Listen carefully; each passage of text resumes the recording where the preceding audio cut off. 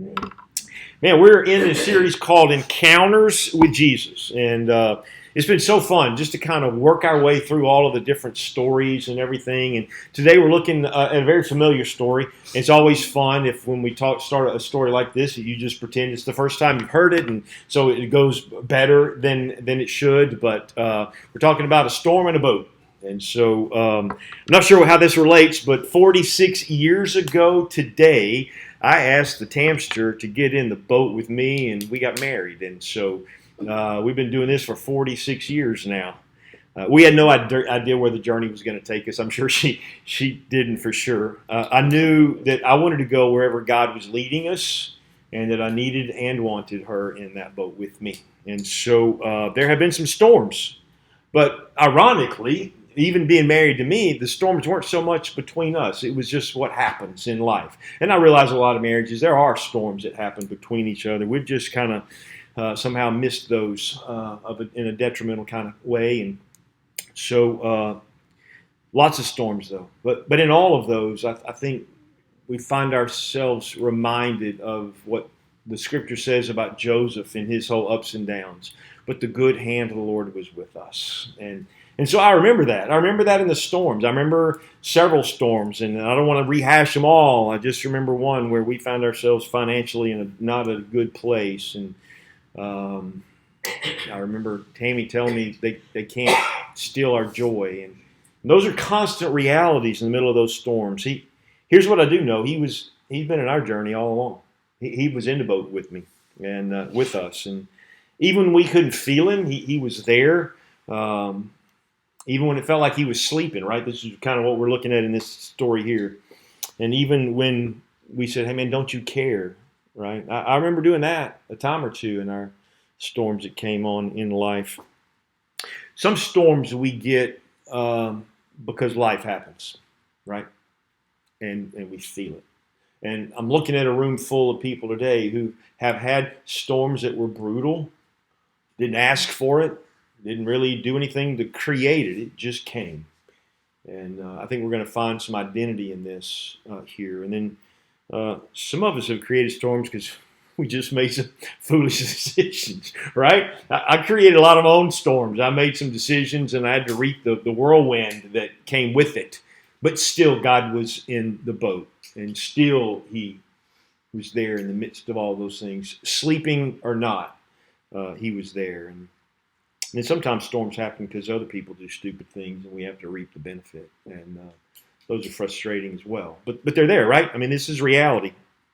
And so we're looking at a very familiar story, and I'm going to kind of get us there slowly. But I want us to see more than the wind and the waves, because that's what we normally see, right? That's the focus. And I want us to see beyond that. I want you to see Jesus, not calming the storm, but really kind of forming faith in the middle of it, right? I mean, some storms, they come and they don't go.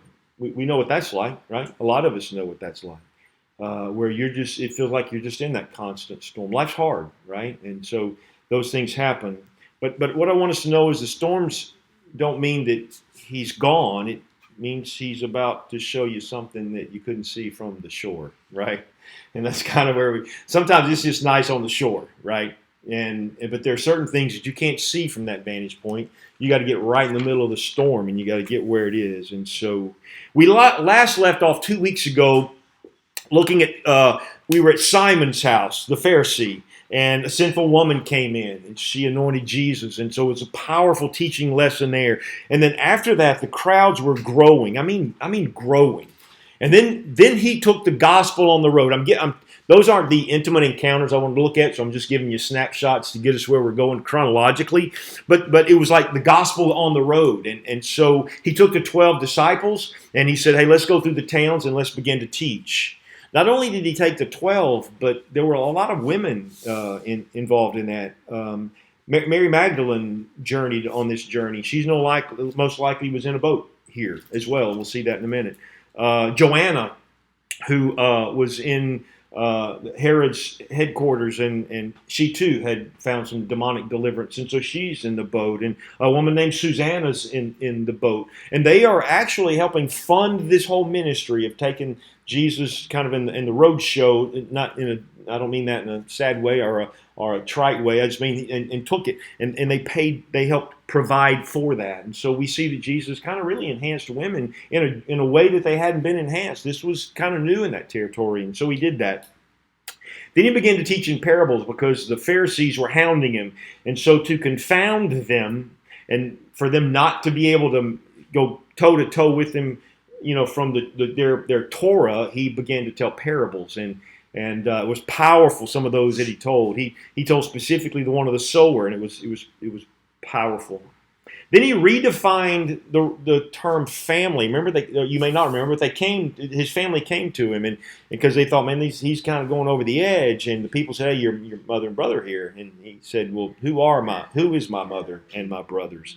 And he says, all who hear the word and do the word. And so what we found was he said, hey, listen, we're all family. It doesn't have to be blood related. If we are a part of the people who hear the word and do the word, then we're family. And so some of us have found that, right? Some of us have found the fact that sometimes those who have gathered as believers are more family than maybe those that are blood related. And so he's explaining all of those things. He was forgiving scandalous sin. He elevated women.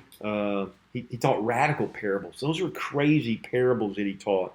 He enlarged the idea of family, and he talked about how hearing must lead to doing. And this is what the American church has kind of missed. We love to hear the word. We love to go, wow, that was good, and that was great, and that was whatever. But what we don't like doing is actually doing the word.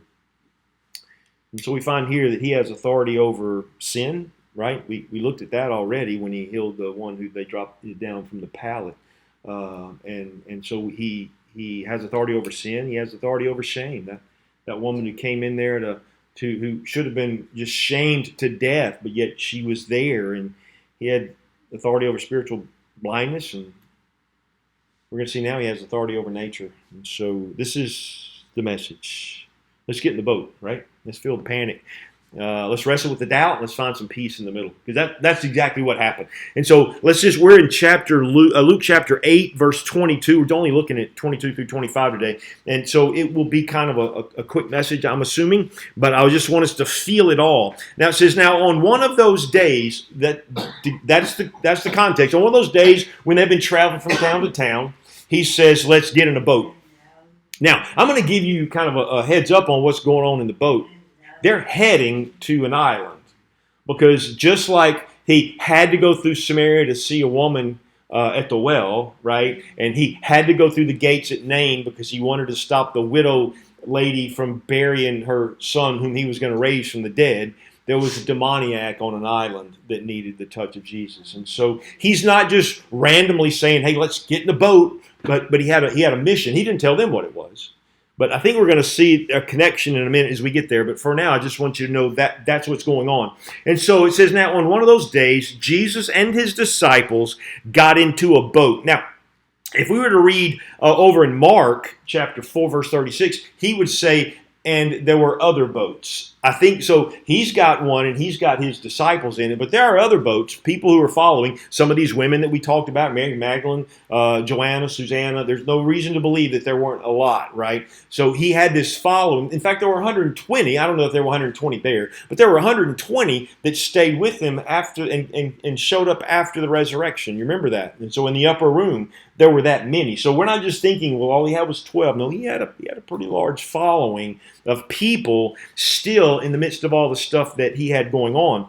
And so Jesus leads them. He initiates this journey. You see that, right? Jesus and his disciples got into a boat, and he said to them, let's cross over to the other side of the lake. So they launched out. Now, I think the reason why that's important is because obedience doesn't mean you're going to have no trouble in life, right? We found this story. Do you remember when all of Hebrew people were freed from Egypt, and it was God who led them to that dead end where there was nothing but the wilderness, the mightiest army in the world coming at them, and the Red Sea. It was God who put them there. God led them there to that storm, if you will, that allowed him to part the seas and they walk across. It's the same thing happening here. He brought them on the boat, And so this is where it is. So Jesus leads them and he initiates the journey, and obedience doesn't mean the absence of trouble. And I think you need to know that. There are a lot of times when I think I was been specifically obedient to the Lord and still a storm came. We think, hey, if we're doing God's will, it's going to be easy. I don't know who told you that, but they were liars, because it ain't easy. Doing his will is not easy. We have to do hard things as believers, and so it's not that. And so this is what he says, verse 22. Then it says, verse 23, but as they were sailing along, he fell asleep, and a fierce gale of wind descended on the lake, and they began to be swamped and to be in danger. Now, let's just kind of gather what's going on here. These are experienced fishermen, sailors, if you will. They're used to these. These gales would come up in that lake of Galilee, or the sea, however you want to call it, because it was the way it was formed and the way it was in the valley. Those storms would come and go. Now, a gale force wind is about 40 to 55 mile an hour. So we're talking about a pretty significant wind that's blowing through here. And the boat is covered. Other passages, that some of the other people who spoke that says that the waves were breaking over the boat, right? One said the boat was filling with water. So we get this picture. They're in a boat. Now, it already told us Jesus is asleep. He's in the stern of the boat. Those boats are probably anywhere from 25 to 35 feet long. They're about 8 feet wide. They're not huge boats. And there's a stern, that's the back. And sometimes you could store stuff under it. It's not like he had a lower deck, but he was back there on a cushion just sleeping. That's where he was. And so they're doing that. Life in a minute went from a happy little 3-hour tour. What was it, Gilligan's Island, right? A little 3-hour tour to this mess that's going on, right? And so life can turn even when we're doing God's will. Maybe I need to remind that. This is about the second time I've said that now, but it's because I know I'm realizing this. Obedience isn't a shield from the storm in that sense. I think sometimes we think it is. I'm obedient, so I'm impenetrable. No, it's just an anchor in the middle of the storm. That's what it is, right? And so I think sometimes we just have to remind ourselves of those things. And so just if you picture this, so sailors and fishermen, they're a little superstitious, just to remind you. In fact, all of Israel was. Do you remember when they came upon the blind man? And so they're like, well, something's wrong here. Did he sin? Or it wasn't that, well, life just happens. For them, there was this superstition. Well, they must have done something wrong. Don't do something wrong and bad things won't happen to you. Right? And so this is what they're thinking. But bad things happen because, not because of sin, right? But that's what they kept thinking that was going on. And so things were good until they weren't, right? Have you ever had that? So, I mean, I feel like I live my life that way. Things are good until they're not. I'm that kind of oblivious guy. I just lumber along. Life's good. And all of a sudden it like hits me in the face. I'm like, man, I didn't see that coming. And, so I think that happens, right? It's the same way with people in relationships. People love you till they don't. I mean, it's just like, that's kind of what happens. And so they look over. So panic is welling up in this thing. Now, these are fishermen, so this isn't some slight thing. They're in a panic, right? And so I don't know if you've ever been in a situation where you're panicked, where you're having a hard time. I could tell you a lot of storms right now, right in my own life, that I remember clearly when you feel that panic welling up. We remind ourselves of some of those on our vacation. We had the opportunity to sit just our 4 kids and ask them some incredible questions about growing up and what it was like and what did you learn. And it was a powerful time that we carved out. We just went up to the upper room there and we just kind of had these conversations, and there was lots of crying and lots of laughing and reminiscing. But it was good because there were moments when there was a panic among someone, not in the room, but just, that they wanted to reshare. And then some of them talked about how feeling inadequate as parents. And there was a lot going on, and you can tell it's hard parenting teenagers, isn't it? I mean, it's hard parenting anything, but teenagers are harder. And then adults sometimes are even worse, right? Yeah. And so there's a panic. And one of the kids in the room, we did actually 3 different conversations. I brought all the in-laws in the room. And just to apologize, hey, sorry for what we gave you as spouses, right? And then, so what did it feel like moving into the Pardue family? What was that like? Was it hard? Was it easy? What was different? It was a good time, but and then I brought all the grandkids in. That was fun too, just all the grandkids by themselves. So we had a great. I would encourage any of you to do that if you have vacation, you have kids, or you ever get them together. Just get in there and ask some questions. It was good. It was a game changer for us in a lot of ways. I don't mean to digress in that, other than to say there is some panic that comes up just in life, and you can see it in your kids' lives, you can see it in your life, you can see it in people's lives. It's natural because we like comfortability, we like predictability, right? And I'm a guy who doesn't really wrestle with anxiety and all of those things at all. But there are times something hits you and you go, wow, okay, we're in this, right? And so this is where they are. Listen, this isn't the first storm they've had, right? This is what I guess I'm trying to let you know. This isn't the first storm. It may have been the first storm they've had with Jesus in the boat. And maybe because they've seen Jesus do everything else, they thought, well, he's with me, so we're good. And the truth is you are. But you still may be in the middle of the fire while he's with you. Go see the 3 Hebrew children in the Old Testament, right? When they were thrown into the fire.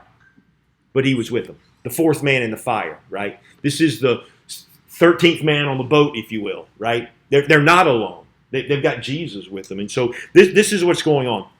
So panic's welling up. And they look over and they see Jesus sleeping. I love the way it says on a cushion. Like, I don't know why they threw that in there, but every one of them mentioned the cushion. So I'm like, why is that a big deal?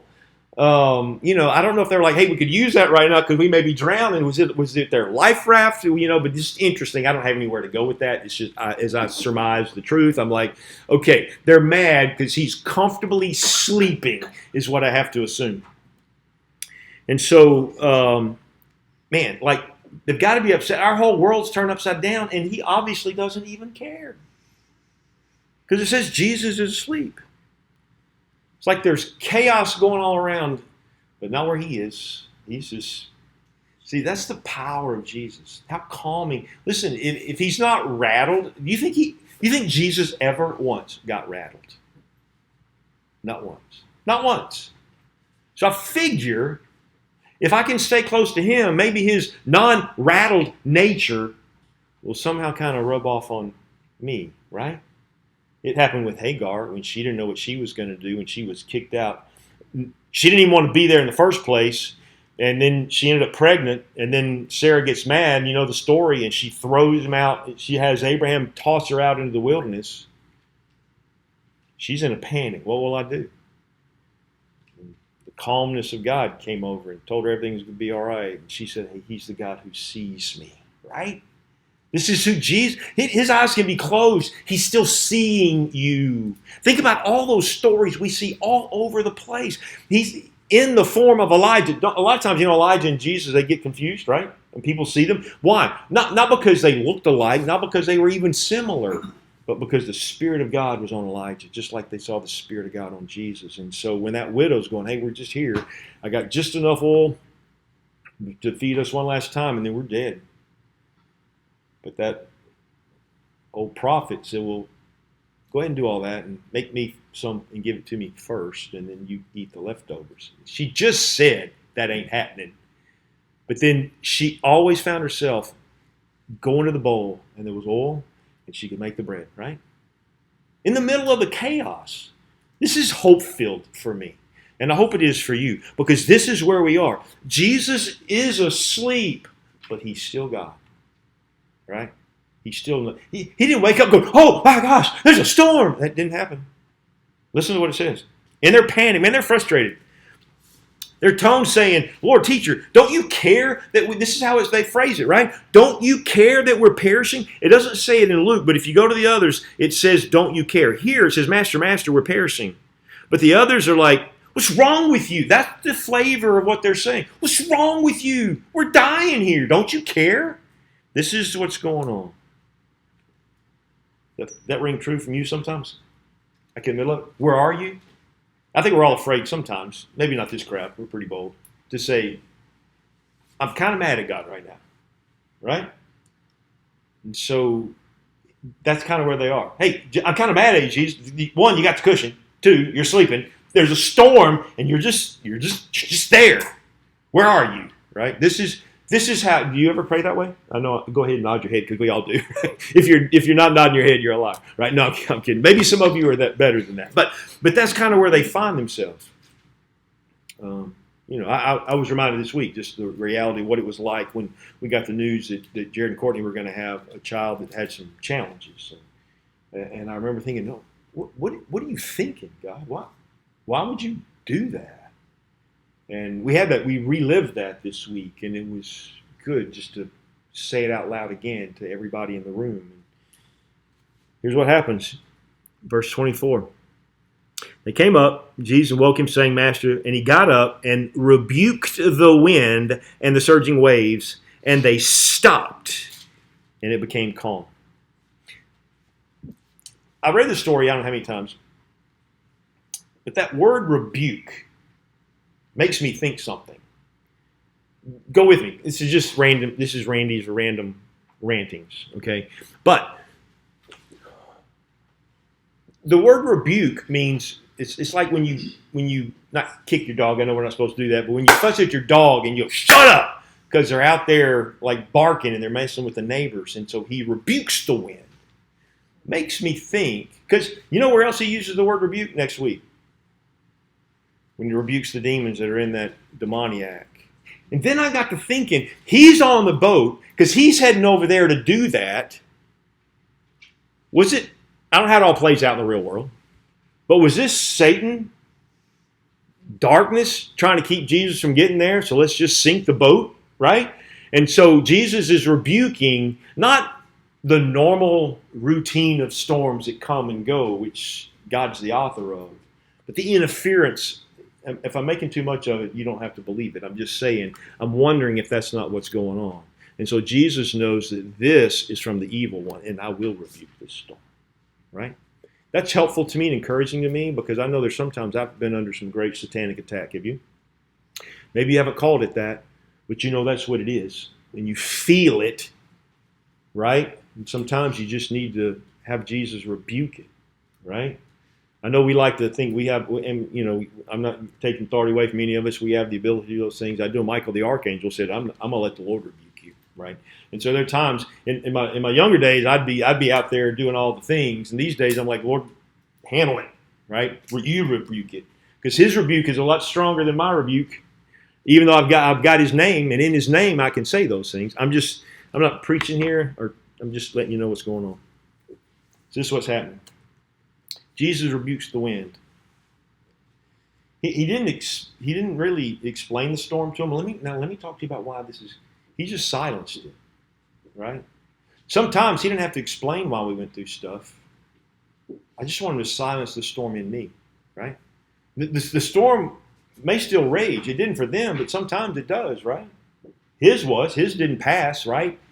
He asked, hey, let this cup pass, but that storm of his going to the cross, it still raged. And so that's interesting to me, those things. Now, verse 25, this is what he says. And he said to them, where's your faith? He uses this word too. Why the timidity, little people? That's how he phrases it. If you read in the original language, that's what it says in the other passages. You little people, little faith people. It's almost like maybe I'm reading sarcasm into it because I'm that guy. But that is exactly how it's phrased. Where's your faith, right? Why are you so timid? It's a storm. Why are you timid? Storms reveal kind of where we are, don't they? When they come, how we respond reveals where we are. But it also reveals who He is. It reminds us of who He is. And He is Lord of all, right? I think they forgot who they were speaking to. And then it says this, because what does He do?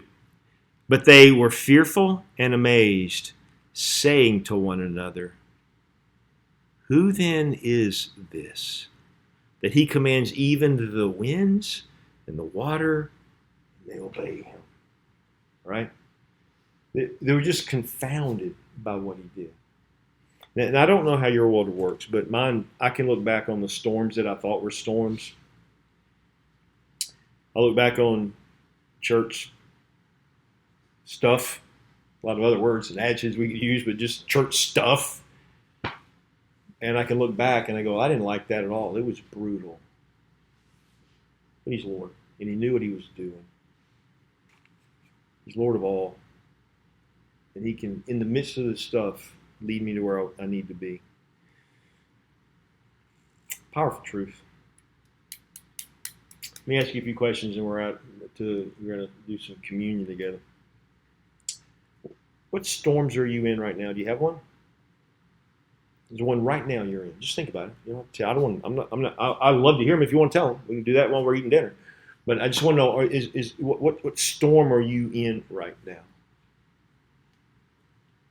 And are you talking to Jesus? That's the question. Sometimes you get to the point where you say, God, are you really there? Isn't that right? Yeah, right. Yeah. Yeah, Miss Faye's shouting out there from the cheap seats in the kitchen. But she said sometimes you get that place, you're just like, hey, are you there, right? It's okay to, I guess what I'm saying is, you and I have permission to go to God and go, I don't like what's happening. I'm supposed to trust you, and I do, and I still don't like the mess that I'm in right now. I want you to know it's okay to do that. He didn't rebuke them. He rebuked the wind. He only challenged them as to where their faith was. So when you talk to God like that, expect that he may challenge you with where your faith is, because that's the whole issue, right?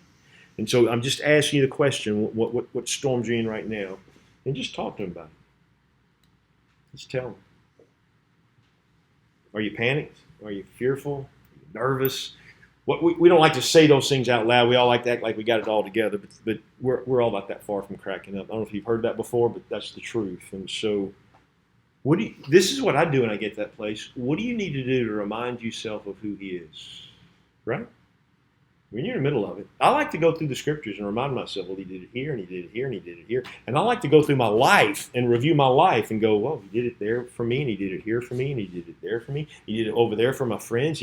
I want to remind myself and stir my faith that he is everything he says he is. Right? And then the third thing is, how better would your outlook be if you really knew that he's not distantly up in the heavens, but he's with you presently in the middle of all those things? Because he does say that, right? And lo, I'm with you always. And I'm just reminded that the storm never has the final say. Jesus does. I love that aspect of things. Right? That storm will go as soon as he says go. If it's still there, it's because there's value in it, whether we see it or not. And that's the frustrating part. I'm like, well, I don't see it. It just feels stupid to me. But the reality is, if it's still there and he has the final say, there's a trial then. I'm going to learn it, right? I'm going to know what it's doing. It's going to produce perseverance in me. I'm just going to do it. Right? This is the message, and man, how powerful is that, right? I've got a song. We sing it almost every first Sunday. It just reminds me of what we talked about today. So we're going to do that, and then Mike's going to come, and we're going to have communion.